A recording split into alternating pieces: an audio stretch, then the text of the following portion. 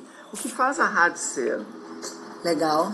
Não, pontual, o rádio convencional, Ah. é a exigência do roteiro comercial. Então tem a hora para rodar o comercial.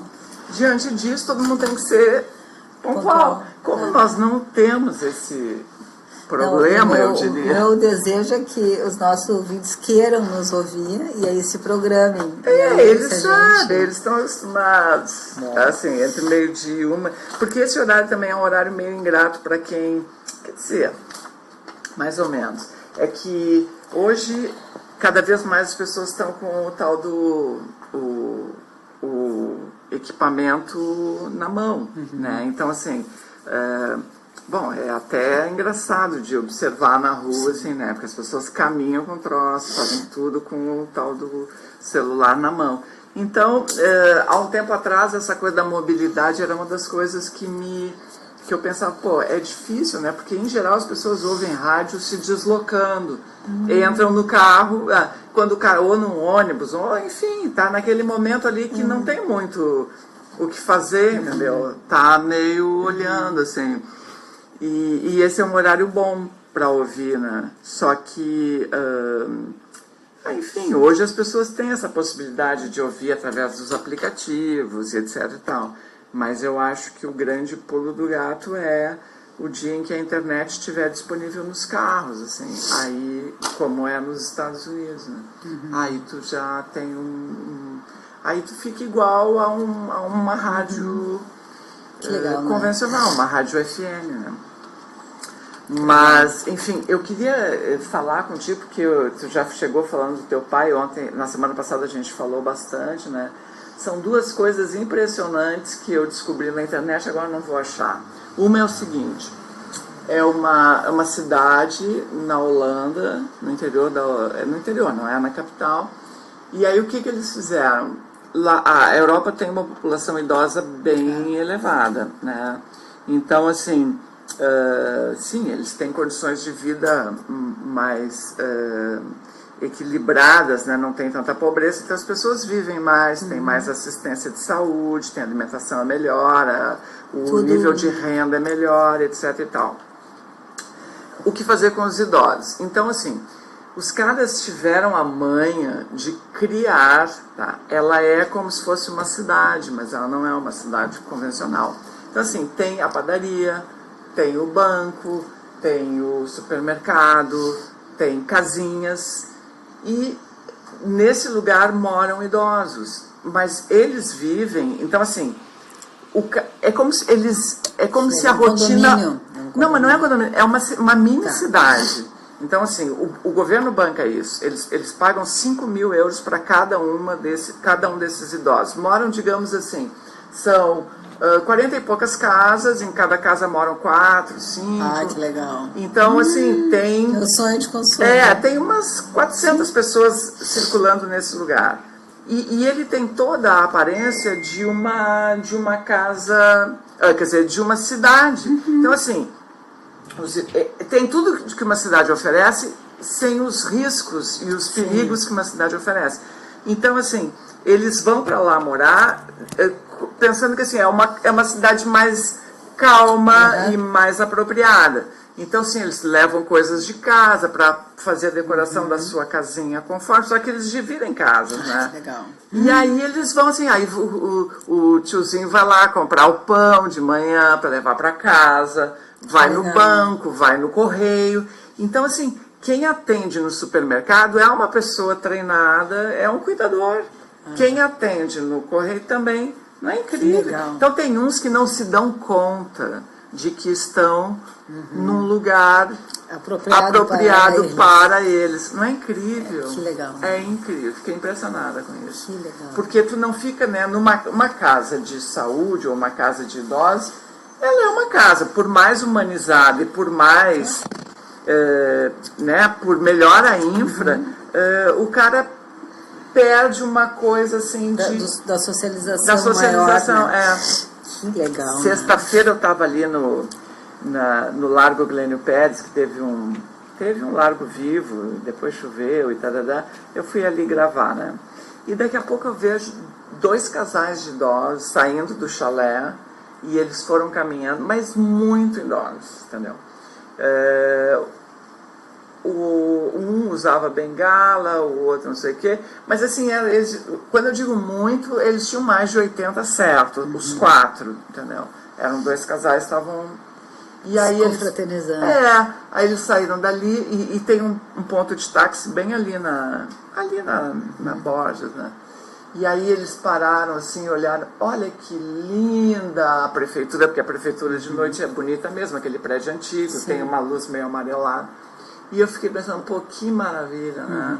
Tu poder, nessa idade, ter ainda lucidez para admirar, para confraternizar, para ir jantar, para caminhar até o táxi. Eu achei incrível. Fiquei imaginando assim, pô, há quantos anos eles se conheciam. E fiquei fantasiando, né? E a outra coisa que eu achei incrível é um curso de inglês que é daqui do Brasil. Não sei se é do Brasil, mas assim, é CNA o negócio. E eles desenvolveram uma coisa incrível, que é assim, o que que um estudante de inglês no Brasil precisa para ficar fluente? Vivência. Treinar. Treinar. Falar. Sim. Falar. Se ele falar com um nativo de uma língua estrangeira a qual ele está aprendendo, ótimo, ele vai treinar muito melhor, é diferente de falar com a professora, né? Então o que eles fizeram?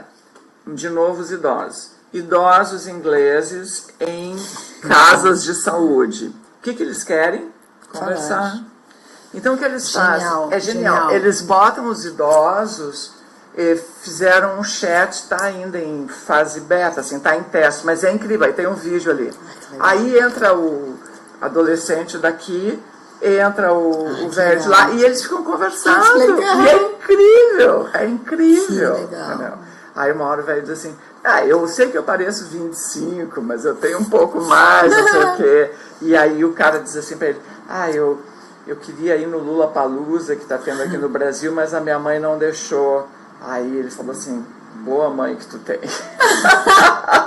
E uma hora a guria diz assim, não, o meu irmão tem 15 anos de idade. Só que ela fala assim, 15 years... ela fala uma coisa, meio uma construção em português. E aí a senhora que está conversando com ela diz assim, ok. Só que tu pode dizer também assim, que é o jeito que a gente usa mais. Incrível! Porque aí eles têm o contato, eles se sentem úteis e os jovens daqui conseguem fluência falando. É incrível. Que legal. Sabe que eu digo pra Kátia que eu quero envelhecer no coletivo, né? Por enquanto eu tô transformando a Bororó num coletivo e vendo se eu vou me arrumando e vou conhecendo gente que queira compartilhar desse projeto junto comigo. Porque eu acho que envelhecer sozinho é muito triste e muito disfuncional, né? A gente vai perdendo muita função com o isolamento. Então, eu fico bem feliz que a Kátia se ocupe de descobrir essas coisas para nós, para a gente já ir se experimentando. E a Kátia, ao nos encontrarmos, antes de entrarmos no ar, eu disse que essa semana, esse fim de semana foi bem pegado, assim, né, com meu pai, mas não é com ele, assim, é com o que o encontro da gente com as pessoas e com as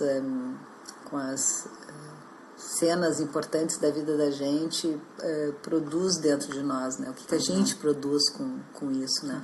Então, quando a Kátia traz essa grande sacada desse pessoal, dessa escola de inglês, de colocar pessoas que têm carências semelhantes, uma complementa a outra, potências diferentes, né? Porque isso que é também bacana, assim, a carência é falar, mas a potência é diferente, ou seja, para que falar? Um para aprender e outro para se sentir vivo. Se sentir vivo, né? Então, quando também o para quê e as potências são diferentes, tem uma troca que se dá, que pode ser muito interessante, né? Porque às vezes, quando o para quê e a motivação é a mesma, às vezes se estabelece uma zona de competição que em vez de uma troca mais generosa, ela serve para uma outra coisa, né? Então, que bom para um adolescente estar escutando. Eu pensaria assim, né? Eu, na minha arrogância de agora e na minha arrogância de adolescente, quando eu ouço uma pessoa mais velha me oferecer uma coisa para a qual eu não tenho competência, eu tenho uma dupla possibilidade de admirar, né? Porque eu fico feliz por estar recebendo algo que eu preciso, e também tenho a oportunidade de admirar alguém para quem, não sei como é que eu faço a construção, alguém que talvez, se eu não estivesse aprendendo com essa pessoa, não me oportunizasse admirá-la, né? Não entendi. Assim, ó, eu tô querendo falar inglês e aprender a falar. Tá. É diferente para mim ouvir, receber instrução, receber um inglês de mais qualidade ou de mais fluência de um semelhante, que eu posso me sentir humilhado ou estabelecer uma relação de competição, ou estabelecer uma relação em que eu recebo aquilo que eu preciso de alguém com quem eu não tenho por que competir, nem para quê, nem coisa nenhuma. E ao contrário, duplamente seria talvez alguém que, se eu não estivesse recebendo isso dele, eu não tivesse a oportunidade de admirá-lo. Porque ele é uma pessoa de idade e eu estou me sentindo, na minha arrogância juvenil, muito, assim, autossuficiente e até inadvertidamente me coloco numa situação de não prestigiar o outro, né? Porque o outro é velho, que velho. Mas aí eu escuto de um velho um negócio assim de que a minha mãe, que foi o exemplo que tu der, acho que a minha mãe, quem sabe eu, em vez de só pensar que ela é uma chata, eu posso olhar sob outro ponto de vista de que ela está sendo cuidadosa comigo. E aquilo vem justamente de alguém que, se isso não viesse, eu não teria nenhuma oportunidade de admirar essa pessoa, né? Até porque ela é desconhecida. Então, como eu sempre acho que a oportunidade de admirar o outro é muito boa para quem admira, sim, né? Claro. E tem uma outra coisa que agora não estou achando aqui, mas eu li um texto tão bom é um texto da Cláudia Laetano no sábado, na 0 Hora. E ela falava assim, tem uma frase que eu gostei especialmente, que ela disse assim, que ser adulto ou ficar adulto é contar menos com as circunstâncias e mais com a tua capacidade de lidar com as circunstâncias, porque geralmente as circunstâncias são péssimas. Em geral, dá merda, entendeu? Essa coisa de que vai dar tudo certo, não dá. Tudo assim, por exemplo, quando a gente fala em produção de evento, show e tal, todo mundo sabe que produzir um evento é administrar problemas, porque é isso que vai acontecer. Tu planejou que o artista vai chegar no camarote, no camarim, tal hora, passagem de som vai ter tal hora, o equipamento já está todo... Mas não vai dar certo. Vai faltar alguma coisa, vai estragar alguma coisa, o artista vai chegar depois, ou vai chegar surtado, ou não sei... Tem tudo para não dar certo, porque se não fosse assim, nem precisaria de um produtor. Tu bota os troços lá e deixa que a coisa vai andar, né? E a vida é assim também, né? Eu vi um negócio, Porta dos Fundos, que é morando sozinho. Tu já viu isso? Que genial. Olha, eu ligo a torneira, mas não lava a louça. Tu vê o que acontece. E as gavetas? E essa gaveta? Eu não sei, não acontece. As roupas limpas não entram. Tá vazia. E essa porta tem um problema. Ela bota por baixo dela umas notas, umas papéis com umas tirinhas. Números. Uns números. E aí o cara diz, tipo assim, PT, Isso aí. Tipo luz, tipo, sei lá, água. Então estranho, tem algum problema. Tem eu algum achei problema. genial aquele negócio. É bom. Mas, Sim, enfim, então também. A questão de lidar com as adversidades. Porque o script, quer dizer, a gente idealiza, né? Mesmo sabendo que não deveria. Mesmo, quer dizer... Começa quarta-feira o curso, vou convidar a Kátia para o curso das idealizações, desconstruindo idealizações. É um trabalho constante, né? Mas quando a gente vê, já está de novo encalacrada no negócio. Então, se a gente faz isso, é natural que as coisas não funcionem, porque não vai acontecer aquilo que tu previamente determinou na tua loucura, né? Então, como fazer para lidar com esse... esse o que fazer é que distingue as pessoas, né? Sabe que eu me acompanhei aqui contigo, Kátia, na minha mudança da Bororó, né? Na confecção do meu apartamento dentro da casa.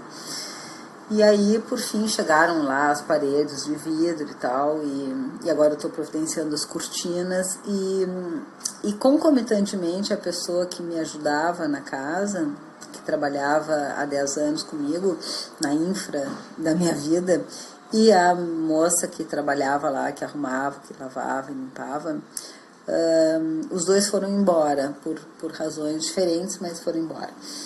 E hoje ela foi lá, ela estava bem ruim, assim, e sem condições de trabalhar. E eu tô me havendo com o espaço, né? E tô me havendo com as rotinas do espaço e tal. E aí me dou conta que isso, por exemplo, que a Cláudia disse tão brilhantemente, né? Ser adulto dois pontinhos, 3 pontinhos. Lidar cada vez mais com as circunstâncias, contando menos com o... Contando menos com as circunstâncias. Não, contando menos com o favorecimento das circunstâncias, né? Então, ontem era 00:30, me ligou o Lorenzo, assim, chateado, e me dizendo, meu filho, que ele tinha sido assaltado de novo, né? Então, no espaço, foi no dia do feriado, que eu não me lembro mais que dia foi, primeiro foi uma quinta-feira, e ontem foi dia 11, né? Isso. Tá, então no espaço de 10 dias ele foi assaltado 2 vezes. A primeira, ele estava declamando poemas, subindo a Barros Cassal à meia-noite. Aí ele foi assaltado. As pessoas tinham pedido para ele cigarro e tal. E aí deu um tempo, assim, acho que eles pensaram, acho que vamos pedir mais alguma coisa. E bom, tá, foram lá e... Ele estava sozinho? Estava com a namorada. E eu fiquei... enfurecida, e não, acho que me comportei bem, assim, porque não externei muito a minha fúria, até porque não ia adiantar nada, mas eu fiquei enfurecida de ver a cena do meu filho declamando poesia à 00:30 numa rua pouco movimentada. Assim, achando que ele tinha dado muita informação, assim, da sua desatenção para consigo, lendo poesia no meio da rua, né? É como andar na rua com os fones de ouvido, ou falando no celular. Tá. Eu acho que a pessoa que faz isso, ela está dizendo para o outro, eu estou pouco ocupado com a minha segurança e estou entretido fazendo outra coisa que considero mais importante ou mais urgente, tá? E ontem ele foi assaltado de novo no Marinha. Eles fizeram uma festa para discutir lá a legalização da maconha, preparar a marcha da maconha e tal, e era 00:30, e eu não sei que horas eles desmontaram lá a festa, com som, com não sei o que, e aí um amigo dele ia voltar para casa de ônibus, e ele estava de bicicleta, ele foi acompanhar o amigo até a parada do ônibus, se tinha mais gente na parada, muito mais gente, tinham os assaltantes, outras pessoas e eles. Aí o ônibus das outras pessoas chegaram, as pessoas entraram no ônibus e foram embora, e aí o pessoal que estava com ele, aguardando o ônibus, aparentemente, o assaltaram. E aí eu fiquei assim, no primeiro eu fiquei mais furiosa. Dentro de mim eu observei um cenário de mais raiva, assim, de mais assim, mas que idiota, assim, que falta de cuidado. Como eu me sinto vulnerável a quem ele é, né? E ao que eu considero descuido. Bom, ontem a minha fúria já veio mais para fora, né? E aí eu comecei a argumentar um negócio completamente estúpido. Os caras levaram a bicicleta? Não, a bicicleta deixaram, levaram o celular. E aí eu me vi argumentando com ele e perguntando coisas completamente idiotas para ele. Do tipo assim, mas não dá para sair mais cedo? Mas, enfim, umas coisas assim, assim tão inúteis, né? Bom, e aí hoje de manhã ele me ligou. E ele estava mais abatido, mas muito mais abatido. E eu fiquei feliz. Fiquei feliz porque uma das coisas que eu disse para ele ontem é que a gente vive num país com muita violência, com muito desamparo, com muita produção de desigualdade. E que essa produção da violência, ela cada vez mais a gente vai recebendo esse rebote daquilo que se produziu e se produz como sociedade e não se vê, né? Que é o efeito disso. Então, ele estava abatido e eu não falei com ele, mas eu vi que ele estava assim, com a voz assim, triste e achando até que ele não ia ter muita energia para ir para casa de bicicleta. Assim, eu vi que ele estava querendo se poupar assim, fisicamente, achando que ele não tinha energia para essa movimentação. E eu fiquei feliz porque eu acho que só de verdade a desistência da nossa arrogância é o que nos coloca numa posição de mais humildade para compor com as adversidades, né? Para não esperar que a circunstância nos seja favorável, né? Não se trata de se tornar pessimista, se trata de reconhecer que as circunstâncias elas não são boas nem ruins, elas são as circunstâncias, mas que o nosso desejo de compor com elas determinados cenários necessariamente nos coloca numa necessidade de sermos mais capazes de providenciarmos coisas. Por exemplo, o meu pai se medicava lá de medicação, dessas medicações psis lá com o meu ex-marido, que é psiquiatra. E o meu ex-marido, cada vez que o meu pai ia conversar com ele, que era muito raramente, dizia para o meu pai que meu pai estava ótimo. E eu acho que ele dizia que meu pai estava ótimo. Eu tenho vários pensamentos sobre isso, mas um deles é porque o meu pai gostava de parecer que estava bem, né? Assim, vaidosamente, né? E eu brinco assim, esse meu último marido, olhando para a vida do meu pai, julgava na sua experiência que de fato meu pai tinha uma vida ótima. Então não havia um ponto em comum para trabalhar. Sim, o teu pai fingia que estava ótimo e o cara acreditava. Isso, eu não só acreditava, preferia. Observando o meu pai, ele acho que achava que se ele fosse o meu pai, ele gostaria muito de ser meu pai, né?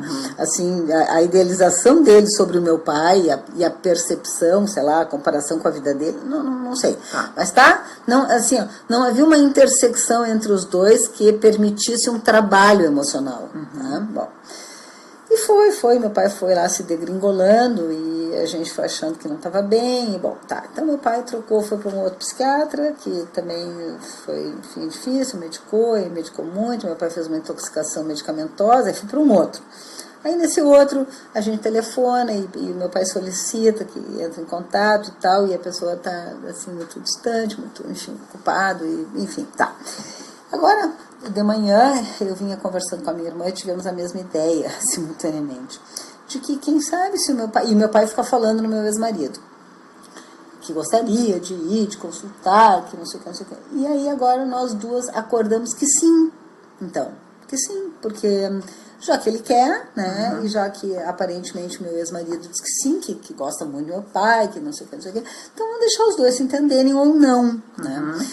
E por que, para que eu estou dizendo isso? Porque quando começou essa confusão toda, e o meu pai escolheu o meu ex-marido para acompanhar-se, e as circunstâncias não desembocaram onde a gente gostaria, nós começamos a intervir. E na tentativa de intervir, não conseguimos os resultados que a gente gostaria, né?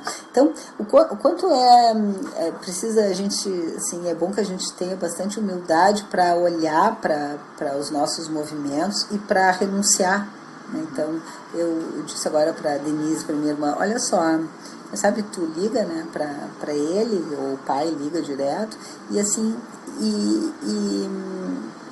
e a gente se retira dessa mediação do campo que não vai a lugar nenhum, né? Pelo menos poderia ter ido, mas não foi. Né? Como é que eu vou dizer isso? Como é um alívio quando a gente simplesmente percebe que aquilo que a gente está oferecendo não é o que o outro quer, ou não é suficiente, ou não, né? Ontem eu disse para o meu pai, quem sabe ele se internava, né? E aí cada vez que eu digo isso, ele diz que não é para tanto, né? Mas como faz diferença internamente quando a gente se retira de uma situação por se declarar incapaz, né? Assim, como sobra uma tristeza que alivia, né? Sim. Melhor, é uma sensação melhor do que ficar ali, né? Dando murro em ponta de faca, né? Então eu penso nessas circunstâncias que essas pessoas confeccionaram, criaram esse cenário, essa resolução, tanto para as pessoas de idade, né, lá na Holanda, como esse na Inglaterra, ou para os jovens, como é tudo tão simples se a gente pode enxergar, né? Como a vida fica simples, né? Se a gente, assim,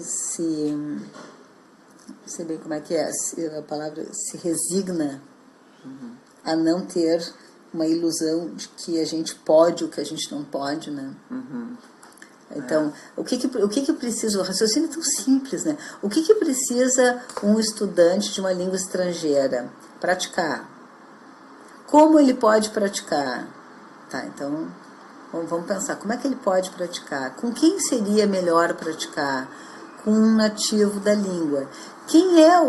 Onde é que está o segmento de nativos da língua que se beneficiariam em falar? Eu estou pensando a palavra gratuidade, mas está me faltando outra palavra, mas é assim, ó, o que cada um ganha, o que cada um, como pode ser... Cada um satisfaz a sua... E essa eu acho que cada um satisfaz a sua necessidade. A sua necessidade, a sua demanda. O aluno precisa treinar com pessoas do idioma. Para ele é melhor do que treinar com um brasileiro falando inglês. E os idosos precisam de gente para conversar. É procurar... Sem ser a cuidadora que está ali. É procurar soluções... juntar a fome com a vontade de comer. Isso, em que ambas as partes ganhem. Tu vê a necessidade de ela se combina, ela é o complementar da necessidade do outro. Tu tem que juntar os dois, né? Então, assim, se quer fazer A e o outro precisa muito de A para viver, tu junta os dois. Parece simples, mas assim, não é tão simples. Tipo assim, agora falando de outra coisa, o desperdício de comida, por exemplo, né? Então, assim, são toneladas que são desperdiçadas. Toneladas, estou falando só de Brasil. Né? E na outra ponta tem gente passando fome. Não é tão simples juntar isso. Eu já entrevistamos aqui um pessoal aí que eles têm um banco de alimentação. Que é toda uma logística, né? Porque se tem tem regras, tipo assim, um restaurante não pode dar aquela comida porque ela vai logo ficar perecível. Tem uma coisa da Secretaria da Saúde, Mas aí tu já disseste essa palavra fundamental, tu disseste regras. É que não, as regras talvez atrapalhem, né? Mas a circunstância, ela é delicada, né? Porque comida é perecível. Isso. Tá, então tem uma logística. Isso, tu tem que ter gente que transporte isso rapidamente, de um jeito bem acondicionado, para que chegue logo em quem está com fome. E eles conseguem fazer isso. E eles têm, assim... Conseguem, eles têm uma rede pelo estado, assim, de alimento... de repente alguém entra em contato com eles, eu acho que é banco de alimentos, e diz, é uma rede, não sei se é em todo o país, mas aqui no estado eu sei que é bem forte. Então, tipo assim,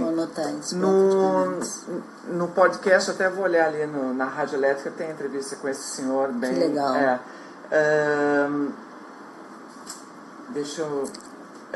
tipo assim, alguém liga lá do interior dizendo que tem um silo com toneladas de farinha de mandioca que vai vencer dali não sei quanto tempo, que está prestes a vencer, faltam 2 semanas. Eles dão um jeitão, eles têm um sistema de transporte que busca e leva para onde tem que levar, entendeu? Para poder utilizar isso rapidamente, né? Quer dizer, há tempo de não ter o problema.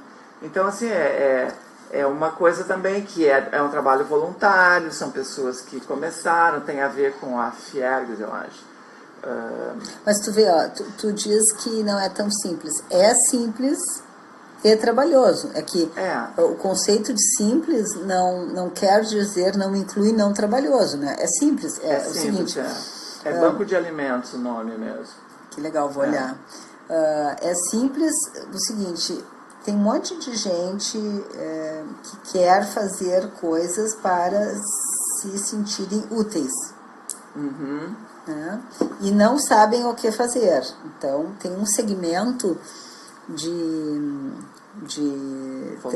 voluntariado, terceiro setor, que está aí, né? Então, é simples, que é o seguinte, a equação é juntar quem deseja ajudar com quem precisa de ajuda. Olha só, o Banco de Alimentos é uma organização que quem veio aqui foi o presidente do Banco de Alimentos, que é o seu Antônio Parisi.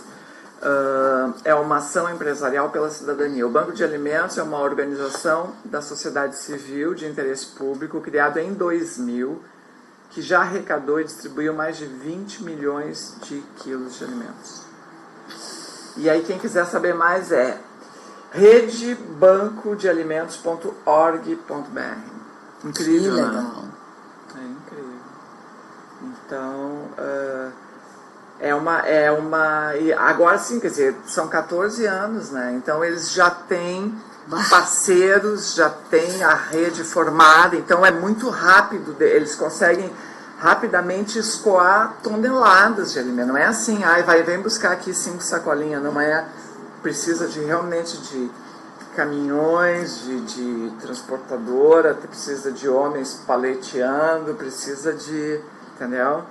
É uma operação monumental, assim, são toneladas, né? Não é pouca coisa. Kátia, eu fico tão feliz de te ver assim, fazendo isso e dando voz e replicando esse agenciamento coletivo social de bem-estar. Fico tão feliz, isso tem a tua cara. Eu fico gosto bem feliz de poder estar, né, divulgando, fazendo um país com esse tamanho, né?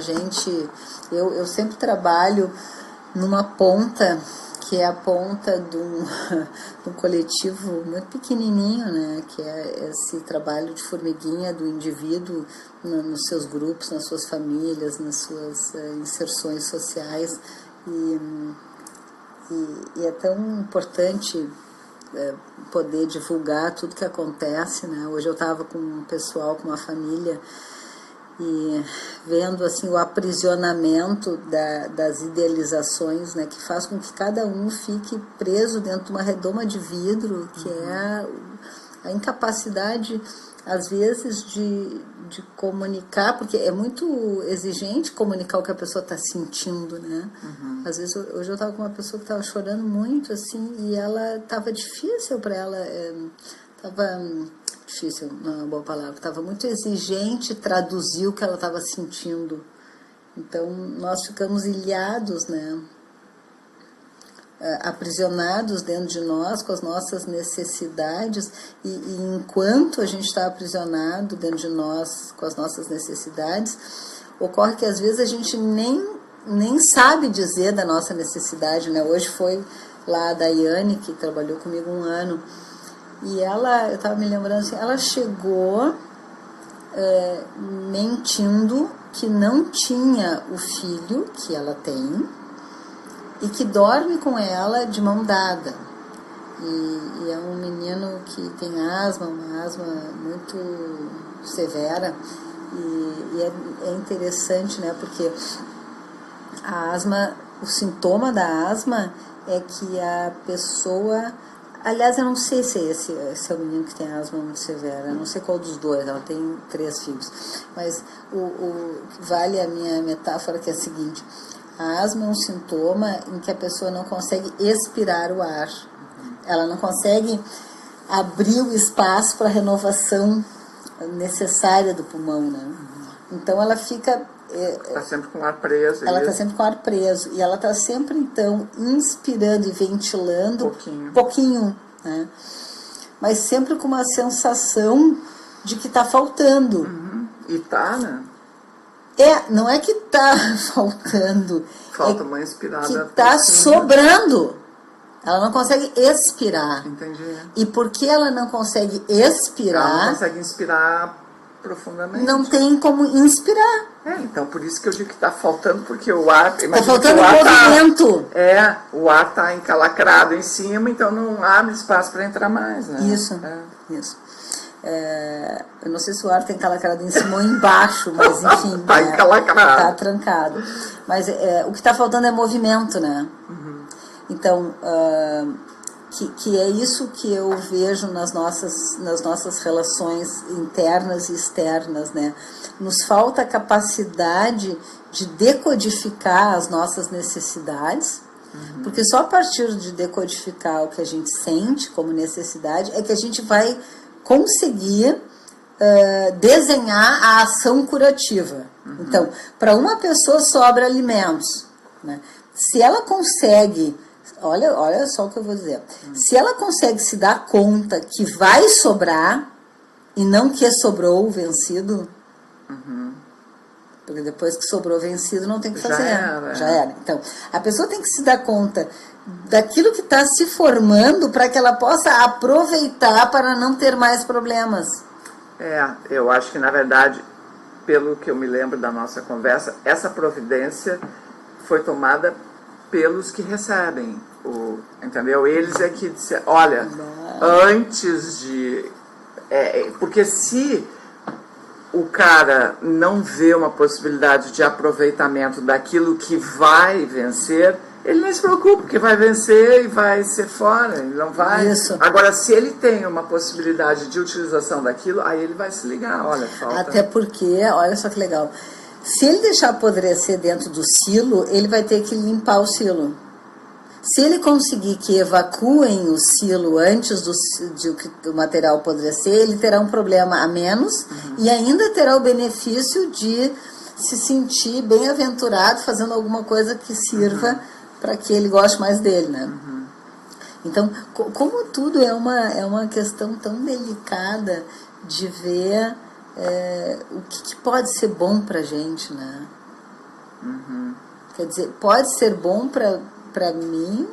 Agora me lembrei do teu guarda-roupa, aquele que a gente conversava, que tu não mexia naquele pedacinho que faltava, né? E que aí a tua filha te pedindo que tu liberasse aquele negócio. Eu fui. Eu resolvi tudo. Ou seja, Tava ali e tu sabia que tinha um problema, mas como tu não tava usando e não tava vendo... Nem abria a porta. Nem abria a porta. No momento em que tu tornasse possível que com abrir aquela porta outros benefícios tu tivesse em relação à tua filha, dela se sentir feliz contigo, enfim, ou com mais espaço, isso é o que agenciou a mudança. Então, isso eu acho muito legal, assim. As pessoas acham que o que agencia a mudança é o sofrimento, então aquela coisa de sofrer para dar-se conta e tal e tal. E eu acho que não. Eu acho que o que agencia a mudança é a bem-aventurança, é a celebração, é a possibilidade de ser mais feliz. Que aí isso te faz movimentar, né?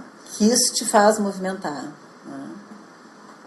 E estava pensando agora como é que eu tenho um problema, Kátia. Vamos fazer aquele, qual é o teu problema? Eu tenho um problema. Qual é o teu que problema? É o seguinte, eu gostaria que o meu filho realizasse a sua felicidade nesses trabalhos sociais e políticos e tal, que tanto ele se sente feliz fazendo, sem colocar-se num risco que poderá fazer, hipoteticamente, com que ele desista desse trabalho. Então, olha só o que eu pensei, assim, bem assim, só como exercício nosso aqui. Se o Lorenzo for sistematicamente assaltado pela população com a qual ele trabalha, com o foco do trabalho dele, que eu não sei bem como chamar, mas que seriam assim, os desfavorecidos, as populações desfavorecidas, que é o trabalho que ele, politicamente, ele mais acha tesão de viver. Mas se essa pessoa que trabalha nessa ponta, ela é sistematicamente violentada, ontem o cara botou uma faca na barriga dele, né? A pessoa poderá desistir desse contato, né? E eu acho isso tão triste, né? Eu trabalhei na Bororó, uma moça que era assistente social, trabalhava numa vila. Ela foi assaltada, os trabalhadores, os servidores foram assaltados por pessoas da comunidade. Ela ficou com tanto nojo, com tanto abuso, com tanto repúdio, com tanta raiva, com tanta decepção daquilo, que ela não quis mais ser assistente social na vila. Então, é paradoxal, né? A pessoa tem uma inclinação, e realizando a sua inclinação, ela sofre a consequência, e aí ela não quer mais aquilo, né? Então, estava pensando o que seria não assim. É paradoxal, a reação é natural, né? Não, paradoxal... A situação. No sentido que não tem como resolver o paradoxo, né? Ele há que ser mantido, mas seria assim, o Lorenzo não usar mais celular. Não, mas ele podia ter sido roubado ontem na bicicleta. Não é o lugar onde ele frequenta e o modo como ele frequenta esses lugares, né? Eu o acho modo que como isso se expõe. É uma ilusão tua de achar que se ele frequentar outros lugares e se ele não declamar poesia na rua, ele não vai ser assaltado. Eu acho que não. Pode ser que não, pode ser que não. Não até porque eu já fui ver. assaltado e não estava declamando poesia. Mas eu fui menos. Mas assim... eu fui bem menos. Não, é que ele foi assaltado muito né? Assim, várias vezes ele já foi. Pouco intervalo de tempo. Mas nada... Infelizmente, nada garante que ele não vá ser. Mesmo ele andando só de dia, mesmo ele... Nada. Nada garante. Nada garante nada. Nada garante nada. E nada garante que nós não vamos desenvolver reações toxígenas às nossas vidas, né? Nada. Porque nós vamos reagir da maneira como pudermos, né? Claro. Eu olho para o meu pai, assim, aos seus 84 anos, e vejo ele tão decepcionado com quem ele está sendo, tão não merecedor do seu próprio destino, né? Que eu fico pensando assim, tudo que eu posso nesse momento é investir e na minha humildade com a vida e no meu agradecimento à vida, para que talvez quando eu chegar lá, se eu chegar, eu não chegue tão amargurada, né? Também assim, nada garante que tu não vai nada chegar. Garante, Nada garante, mas... Não, mas assim, quando assim, tu fala isso, tu já tá dizendo que ele não fez isso, né? Quer dizer, ele fez alguma coisa aí que... Não, eu não sei o que ele fez, mas não interessa o que ele fez, não foi o suficiente para que ele... Mas é que eu acho que não há nada que garanta... Se faça. Não, garanta, tu pode... Que garanta não, tu pode trabalhar na ilusão de que, não, eu vou fazer isso, isso e isso, e aí a minha velhice vai ser sob controle. Eu vou ser uma velhinha Vou ser uma feliz. velha legal, Não sabemos, né? Enfim, mas... Não sabemos. Não sabemos. Um dia eu li também um troço assim, que quem envelhece melhor é quem está mais habituado com a sua solidão. Aí nisso eu sou PhD. Então, mas é óbvio que não é bem assim, né? Porque exatamente, como a gente fala, acho que tu falou isso até hoje, na velhice tu precisa do outro, porque tu fica limitado. Então tu não... para coisas básicas, né? Não vai até ali comprar não sei o que rapidinho. Eu vou ali no mercado rapidinho, vou comprar. Não vai. Porque tu vai levar horas para ir até ali e tu vai pensar, não vai dar. Não vai dar para ir. Porque o livro da Fernanda Torres é muito legal, não sei se tu leu. Não. Ela escreveu um livro que é sobre a velhice. Então ela descreve... do ponto de vista de cada velho, assim... eu vou te mostrar, peraí. E o começo é muito legal, vou te ler aqui o começo. Que é uns velhos, no Rio de Janeiro tem muito velho, né? Aham. E vai falando aí. Eu vou fazer o seguinte... Aqui, achei. Bom, eu já a minha escadaria lá da Bororó já virou um andar, né? Eu já estou num andar. Já está no térreo. Eu já estou num quase térreo. O nome do livro é Fim. E aí cada capítulo são 5 amigos. Aí vai dando assim. Mas olha que começo de livro. Morte lenta ao luso infame que inventou a calçada portuguesa. Maldito Dom Manuel I e sua corja de tenentes eusébios, quadrados de pedregulho irregular socados à mão. À mão! É claro que ia soltar, ninguém reparou que ia soltar? Branco, preto, as ondas do mar de Copacabana. Que linda! De que me servem as ondas do mar de Copacabana? Me deem um chão liso, sem protuberâncias calcárias, mosaico estúpido, mania de mosaico, joga concreto em cima e aplana, buraco, cratera, pedra solta, bueiro, bomba. Depois dos 70, a vida se transforma numa interminável corrida de obstáculos. E aí descreve o velho indo, cuidado aqui o fio, o velho indo pro médico, assim, é uma coisa que não chega nunca, porque cada pedrinha da calçada de Copacabana é um obstáculo, entendeu?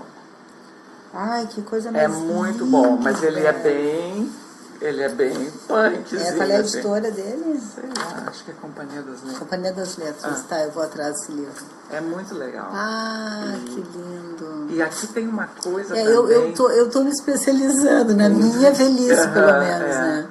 Aqui tem uma coisa também que eu nunca tinha visto uma coisa escrita assim.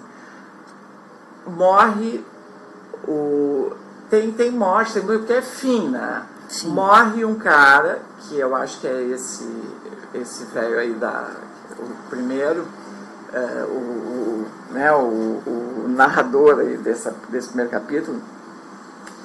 Então, assim, ele era separado, morava sozinho. Aí essa mulher se separou dele já odiando ele, já tava um saco, ela já não... E eles têm uma filha, a filha mora no outro estado. E aí ele morre e a filha chama a mãe para ajudar. E a mãe fala, cacete, um calor do inferno no Rio de Janeiro. Ela tem que ir no IML para reconhecer o corpo. E ela, Ah, é tudo, e ela vai descrevendo, é muito engraçado, assim, ela é muito de detalhe, né, que tá naquele lugar, é horrível, o cheiro é horrível. Pô, eu me lembro assim, ela chega em casa, ela tira a roupa e bota no lixo a roupa, bota o sapato, ela não quer aquela coisa mais também. E aí tem uma hora que ela começa a falar na filha, porque ela reencontra a filha mora numa cidade próxima, é casada, e ela fala da filha como se fosse assim, realmente uma outra pessoa, não é uma pessoa que tem ligação, não necessariamente. Então ela fala assim, não, ela escolheu ser uma medíocre e ela é uma medíocre. Ela tá feliz com isso. E aí, em vários momentos, ela dá uma tocadinha assim, tipo assim, sabe? Ela escolheu, sabe? Não é assim, não tem nenhuma lamúria, não tem nenhuma, eu fiz a coisa. Não, é uma coisa assim, é ela, entendeu? É isso que ela é. Ela sempre foi assim. Ela sempre foi uma medíocre. Ela quis casar com o fulano, blá, blá. Aí, assim, de vez em quando aparece. Eu achei aquilo tão livre, tão libertador. Com certeza. Achei incrível. Com certeza. Isso aí, tia. Porque eu ainda, às vezes, tenho essa coisa assim, de achar que, sabe, que o filho e a filha, eles têm alguma coisa que é tu, que não sei. Sabe? Até pode ter um pouco, mas tem uma hora que não, tia. Tem uma hora mas é que se não... O curso das idealizações a gente montou assim, a primeira semana é a idealização do sujeito para com ele.